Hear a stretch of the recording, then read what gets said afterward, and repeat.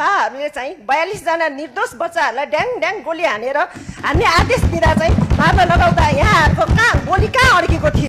कुनै पनि पार्टी एकैचोटि परिपक्व भएर बन्दैन। जनताको विश्वास र भरोसाले नै पार्टी बलियो बन्दै जान्छ।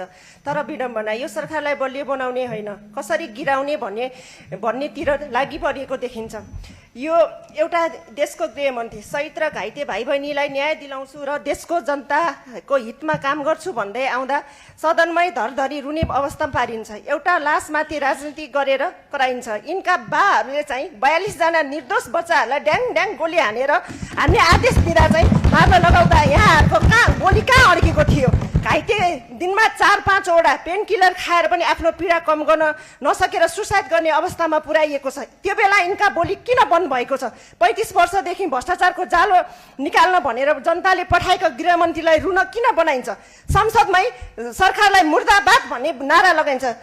त्यो सरकार मुर्दाबाद होइन, जिन्दाबाद हो। जय नेपाल।